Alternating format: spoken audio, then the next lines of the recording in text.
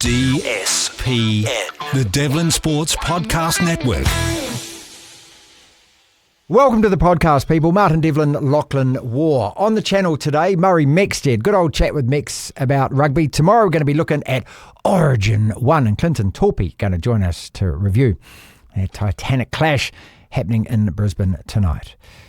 I've got something serious to talk about now, and we don't often do this on the podcast. We like to look at sport and have a lot of fun with sport, play around with it, joke around with it.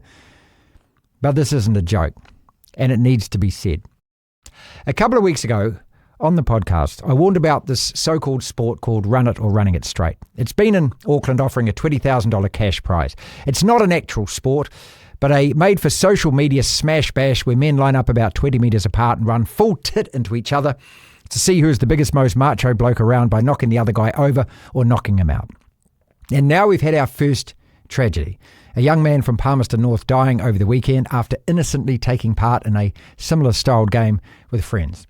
Someone somewhere, which means in some government department or at that level, has to call a halt to this madness and call a halt now. This tragedy won't be the last. Run it, again, is not a sport. It's concussion waiting to happen. Guys who aren't athletes, not trained for it, no protection, no thought for the potential consequence of high-speed collision. Now, don't get me wrong. It looks hilarious, and the 30-second attention span Instagram crowd absolutely love it. And with 20k up for grabs, there's plenty of blokes lining up to do it. How on earth it's got past OSH, WorkSafe New Zealand, etc., who knows? New Zealand Rugby have refused to have anything to do with it, while brain injury charities are asking, isn't this exactly what the ACC campaign Give It a is all about and trying to prevent? The answer to that is yes. It's car bonnet surfing calling itself a sport. But hey, who am I to lecture to anyone? Who am I to try and stop grown men from believing they're bulletproof? Far be it from me to tell any other one of my species what they can and can't do for kicks. The obvious concussion issue, though, is hard. It's a hard watch for anyone with a brain to think, here are these guys happy to risk theirs. Last week, the organisers were quite happy to publish videos of blokes having seizures on the ground, others knocked out cold, while the audience stands around squealing and laughing from the sidelines.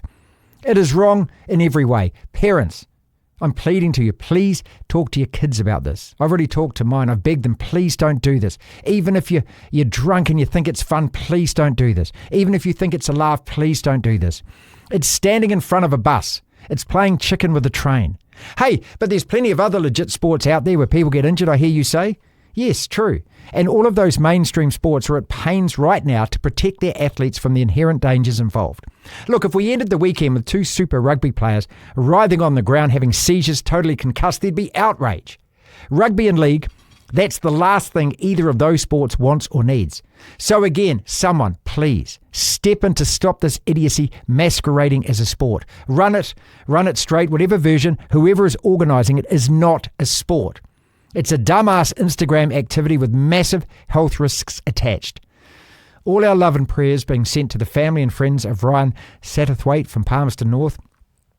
It's just heartbreaking, this story. It is just so sad. Please, someone out there in authority, stop this before another tragedy happens. Please.